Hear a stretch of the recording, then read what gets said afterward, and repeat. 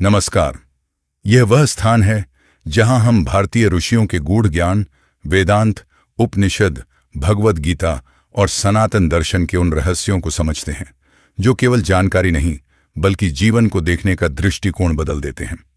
आज हम जानेंगे, मनुष्य अपने ही मन का कैदी क्यों बन जाता है, क्यों हम जानते हुए भी बार बार वही गलतियां दोहराते हैं, क्यों हमारा अपना मन ही कई बार हमारे सबसे बड़े शत्रु की तरह व्यवहार करता है, और हमारे प्राचीन ऋषियों ने इस रहस्य का क्या समाधान बताया था। आइए इस अद्भुत ज्ञान यात्रा की शुरुआत करते हैं। मनुष्य अपने ही मन का कैदी क्यों बन जाता है? अब एक प्रश्न स्वयं से पूछिए, क्या आपने कभी महसूस किया है कि आप जानते हैं कि क्या सही है, फिर भी कई बार वही गलती दोहरा देते हैं?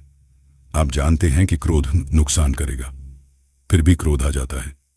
आप जानते हैं कि चिंता से समस्या हल नहीं होगी, फिर भी मन चिंता में डूबा रहता है। ऐसा क्यों? यदि हमारा मन हमारे नियंत्रण में है तो वह हमारी बात क्यों नहीं मानता? यही वह प्रश्न है जिस पर हमारे ऋषियों ने हजारों वर्ष पहले गहन चिंतन किया था। उन्होंने कहा, मनुष्य का सबसे बड़ा संघर्ष संसार से नहीं, अपने ही मन से होता है, क्योंकि मन एक सेवक भी बन सकता है और एक मालिक भी। जब मन सेवक होता है तब वह विवेक के अनुसार चलता है, लेकिन जब मन मालिक बन जाता है तब वह इच्छाओं, भय, क्रोध और मोह के पीछे भागता रहता है।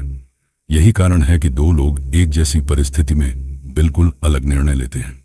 एक व्यक्ति अपमान सुनकर भी शांत रहता है, दूसरा छोटी सी बात पर संबंध तोड़ देता है। एक व्यक्ति असफल होकर और मजबूत बन जाता है, दूसरा उसी असफलता को अपनी पहचान बना लेता है। घटना एक ही थी, लेकिन देखने वाला मन अलग था। यहीं से जीवन की दिशा बदल जाती है। अब जरा एक दर्पण की कल्पना कीजिए।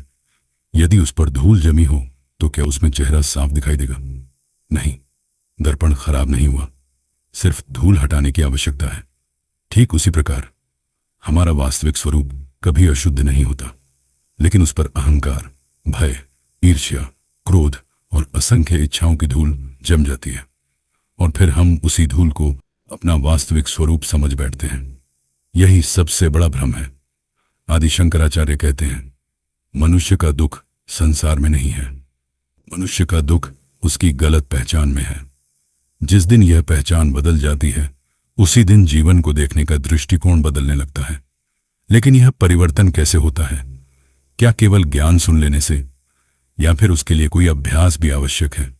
यही वह रहस्य है जिसे आगे समझेंगे, क्योंकि जब तक मन को समझा नहीं जाता तब तक जीवन की दिशा भी स्पष्ट नहीं होती। वह एक भ्रम जिसने पूरी दुनिया को भटका दिया। अब जरा एक और प्रश्न पर विचार कीजिए। क्या आपने कभी सोचा है कि दो लोगों के पास समान धन, समान अवसर और समान शिक्षा होने के बाद भी एक व्यक्ति संतुष्ट रहता है जबकि दूसरा हमेशा बेचैन रहता है? ऐसा क्यों? क्या संतोष धन से आता है? क्या शांति सफलता से आती है? यदि ऐसा होता तो संसार के सबसे सफल लोग कभी दुखी नहीं होते। लेकिन वास्तविकता इसके बिल्कुल विपरीत है। इतिहास गवाह है कि अनेक ऐसे लोग हुए जिनके पास धन था, शक्ति थी, सम्मान था, फिर भी उनके भीतर एक खालीपन था जिसे कोई उपलब्धि भर नहीं सकी। हमारे ऋषियों ने इस खालीपन का कारण बहुत पहले ही बता दिया था। उन्होंने कहा, मनुष्य का सबसे बड़ा भ्रम यह है कि वह सुख को बाहर खोजता है। वह सोचता है, जब मुझे यह नौकरी मिल जाएगी तब मैं खुश हो जाऊंगा, जब मेरे पास अधिक धन होगा तब जीवन आसान हो जाएगा, जब लोग मेरी प्रशंसा करेंगे तब मुझे शांति मिलेगी। लेकिन जैसे ही एक इच्छा पूरी होती है दूसरी इच्छा जन्म ले लेती है, और यही चक्र जीवन भर चलता रहता है। इसीलिए उपनिषद कहते हैं, इच्छाओं का अंत वस्तुओं से नहीं समझ से होता है। अब एक नदी की कल्पना कीजिए। यदि नदी का पानी शांत हो तो उसमें आकाश स्पष्ट दिखाई देता है, लेकिन यदि वही पानी लगातार लहरों से भरा रहे तो उसमें कुछ भी साफ दिखाई नहीं देता। मन भी ठीक ऐसा ही है। जब मन इच्छाओं, भय और तुलना से भर जाता है तब सत्य दिखाई देना बंद हो जाता है, और जब मन शांत होता है तब वही जीवन जो पहले बोझ लगता था एक अवसर बन जाता है। यहीं से आत्मज्ञान की यात्रा आरंभ होती है। लेकिन अब सबसे महत्वपूर्ण प्रश्न सामने आता है, यदि सुख बाहर नहीं है तो फिर भीतर कहाँ है, और यदि वह हमारे भीतर ही है तो हमें उसका अनुभव क्यों नहीं होता?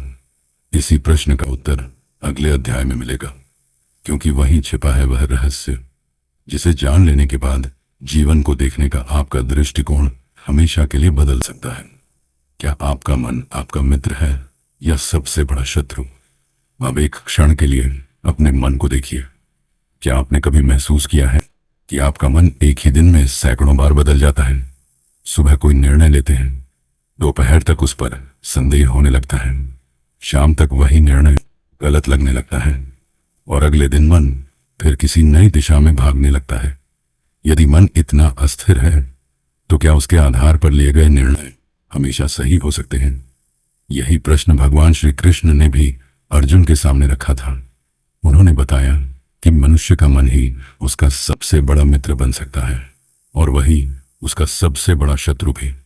अंतर केवल इतना है कि मन का स्वामी कौन है।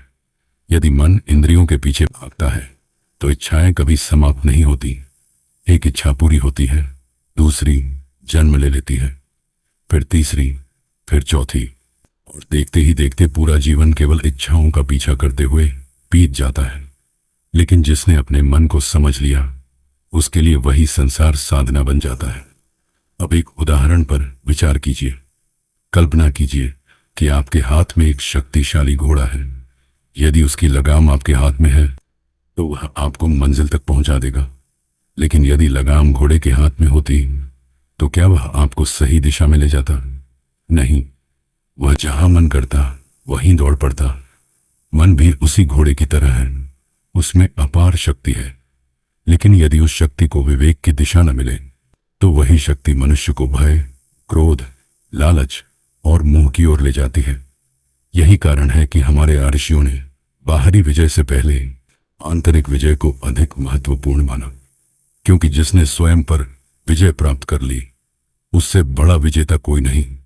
लेकिन अब एक और गहरा प्रश्न सामने आता है। यदि मन को नियंत्रित करना इतना आवश्यक है तो क्या उसे दबा देना ही समाधान है? क्या इच्छाओं को समाप्त कर देना ही मुक्ति है, या फिर मन को समझने का कोई और मार्ग है जो संघर्ष नहीं बल्कि सहज परिवर्तन की ओर ले जाता है? यही रहस्य अगले अध्याय में खुलने वाला है, और संभव है वह आपके जीवन की सबसे बड़ी गलतफहमी को हमेशा के लिए समाप्त कर दे। अब आगे बढ़ते हैं। क्या कर्म ही भाग्य बनाता है या भाग्य पहले से लिखा हुआ है? अब आगे बढ़ते हैं। एक प्रश्न सदियों से मनुष्य को उलझाता आया है। क्या हमारा भविष्य पहले से लिखा जा चुका है या हम अपने कर्मों से उसे बदल सकते हैं?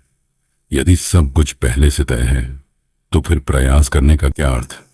और यदि सब कुछ हमारे हाथ में है तो फिर कुछ लोग जन्म से ही कठिन परिस्थितियों में क्यों आते हैं?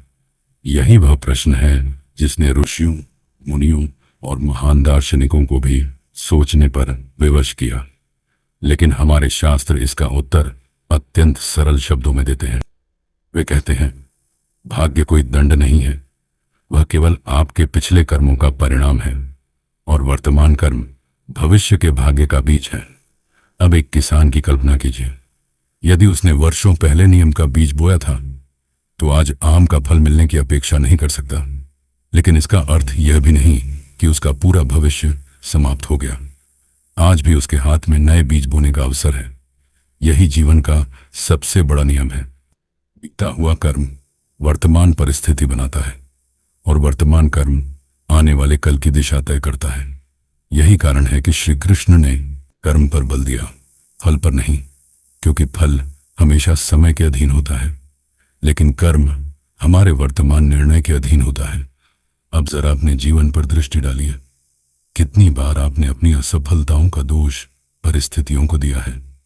कितनी बार आपने कहा होगा, यदि मेरा भाग्य अच्छा होता, यदि मुझे सही अवसर मिलता, यदि लोग मेरा साथ देते।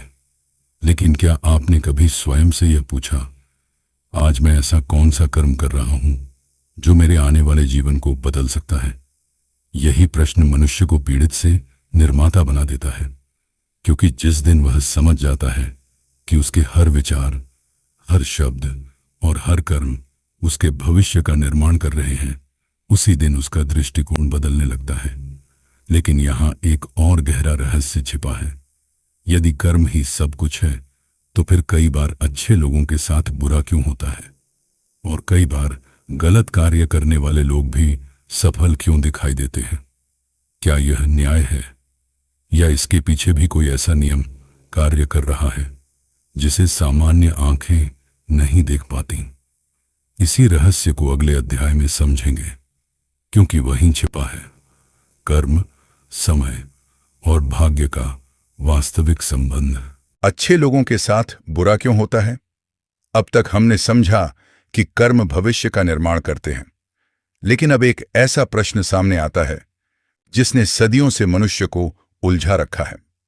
यदि कर्म का नियम इतना न्यायपूर्ण है, तो अच्छे लोगों के साथ बुरा क्यों होता है? क्यों कई बार ईमानदार व्यक्ति संघर्ष करता है और छल करने वाला व्यक्ति सुखी दिखाई देता है? क्या वास्तव में इस संसार में न्याय है, या सब कुछ केवल संयोग है? यदि आप केवल एक दिन का जीवन देखेंगे तो आपको कई घटनाएं अन्यायपूर्ण लगेंगी, लेकिन यदि आप पूरे जीवन को देखेंगे तो बहुत सी बातें स्पष्ट होने लगेंगी। और यदि शास्त्रों की दृष्टि से अनेक जन्मों को देखेंगे तो कर्म का नियम और भी गहराई से समझ में आएगा। हमारे ऋषियों ने कहा, कर्म तुरंत फल नहीं देता। जिस प्रकार बीज बोने और फल आने के बीच समय लगता है, उसी प्रकार कर्म और उसके परिणाम के बीच भी समय का अंतर होता है।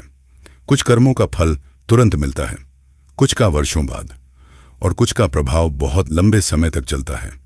इसी कारण मनुष्य भ्रमित हो जाता है।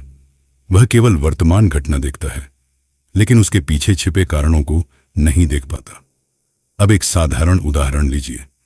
यदि कोई व्यक्ति वर्षों तक अपने शरीर का ध्यान न रखे तो बीमारी एक ही दिन में नहीं आती, वह धीरे धीरे बनती है। और जब बीमारी सामने आती है तो लोग कहते हैं, अचानक ऐसा कैसे हो गया? जबकि वास्तविकता यह है कि वह परिणाम वर्षों से तैयार हो रहा था। जीवन भी ठीक ऐसा ही है। हर विचार, हर निर्णय, हर कर्म समय के साथ अपना प्रभाव छोड़ता है।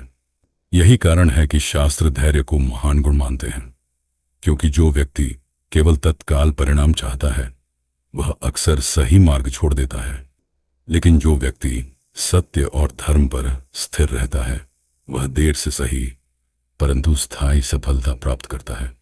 अब एक और गहरा प्रश्न उठता है, यदि कर्म का नियम इतना सूक्ष्म है तो क्या कोई व्यक्ति अपने पुराने कर्मों का प्रभाव कम कर सकता है? क्या प्रार्थना, साधना, सेवा और आत्मज्ञान वास्तव में मनुष्य के जीवन की दिशा बदल सकते हैं, या फिर जो लिखा जा चुका है उसे कोई नहीं बदल सकता? यही वह रहस्य है जिसे हमारे ऋषियों ने अत्यंत गोपनीय ज्ञान कहा है, और अगले अध्याय में हम उसी रहस्य का द्वार खोलेंगे। क्या भाग्य बदला जा सकता है? अब तक हमने यह समझा कि हर कर्म का फल निश्चित है, लेकिन अब सबसे महत्वपूर्ण प्रश्न सामने आता है, क्या भाग्य बदला जा सकता है? यदि सब कुछ पहले से निश्चित है तो फिर साधना, प्रार्थना, जप, तप और आत्मज्ञान का क्या उद्देश्य है? क्या ये केवल मन को सांत्वना देने के साधन हैं, या वास्तव में मनुष्य के जीवन की दिशा बदल सकते हैं? हमारे ऋषियों ने इस प्रश्न का उत्तर एक अत्यंत सुंदर उदाहरण से दिया। कल्पना कीजिए, एक नाव नदी में बह रही है। नदी का बहाव आपके पूर्व कर्मों के समान है, वह पहले से चल रहा है, लेकिन नाव में लगी पतवार आपके वर्तमान पुरुषार्थ के समान है। यदि आप पतवार छोड़ दें तो नदी आपको जहां चाहे वहां ले जाएगी, लेकिन यदि आप जागरूक होकर पतवार चलाएं तो बहाव के बीच भी अपनी दिशा बदल सकते हैं। यही पुरुषार्थ का महत्व है। इसीलिए श्री कृष्ण ने कभी भाग्य पर बैठकर प्रतीक्षा करने की शिक्षा नहीं दी, उन्होंने कर्म करने की शिक्षा दी, क्योंकि कर्म ही वह शक्ति है जो भविष्य का निर्माण करती है। लेकिन यहां एक और गहरा रहस्य छिपा है। सभी कर्म समान नहीं होते। कुछ कर्म केवल बाहरी परिस्थितियां बदलते हैं, लेकिन कुछ कर्म मनुष्य के भीतर परिवर्तन लाते हैं, और जब भीतर परिवर्तन आता है तो वही संसार पहले जैसा होकर भी अलग दिखाई देने लगता है। यही कारण है कि दो व्यक्ति एक जैसी परिस्थिति में रहते हुए भी अलग अलग जीवन जीते हैं। एक शिकायत करता है, दूसरा उसी परिस्थिति को साधना बना लेता है। एक कठिनाई देखकर हार मान लेता है, दूसरा उसी कठिनाई से अपने चरित्र का निर्माण करता है। अंतर परिस्थिति में नहीं था, अंतर दृष्टि में था, और दृष्टि आत्मज्ञान से बदलती है। अब स्वयं से एक प्रश्न पूछिए, क्या आपने कभी अपने जीवन में ऐसी घटना देखी है जो उस समय दुखद लगी हो, लेकिन वर्षों बाद उसी घटना ने आपको अधिक परिपक्व बना दिया? यदि हाँ, तो इसका अर्थ है कि हर घटना अपने साथ एक शिक्षा लेकर आती है। समस्या यह है कि हम केवल पीड़ा देखते हैं, उसमें छिपा संदेश नहीं। यही कारण है कि आशियों ने कहा, जिस दिन तुम हर अनुभव में शिक्षा देखने लगोगे, उसी दिन भाग्य बदलना प्रारंभ हो जाएगा। लेकिन अब अंतिम और सबसे गहरा प्रश्न सामने आता है, यदि मनुष्य अपने कर्म बदल सकता है, यदि अपनी दृष्टि बदल सकता है, और यदि अपने भाग्य की दिशा भी बदल सकता है, तो फिर आत्मज्ञान की आवश्यकता क्यों है? क्या केवल अच्छे कर्म करना ही पर्याप्त नहीं, या फिर उससे भी ऊंचा कोई सत्य है जो मनुष्य को जन्म और मृत्यु के भय से भी मुक्त कर देता है? इसी अंतिम रहस्य को अगले अध्याय में समझेंगे, क्योंकि वहीं से प्रारंभ होती है मनुष्य की वास्तविक आध्यात्मिक यात्रा। आत्मज्ञान सबसे बड़ा ज्ञान क्यों कहा गया? अब हम इस पूरी यात्रा के सबसे महत्वपूर्ण पड़ाव पर पहुंच चुके हैं। अब तक हमने मन को समझा, कर्म को समझा, भाग्य को समझा, लेकिन अब एक प्रश्न शेष है।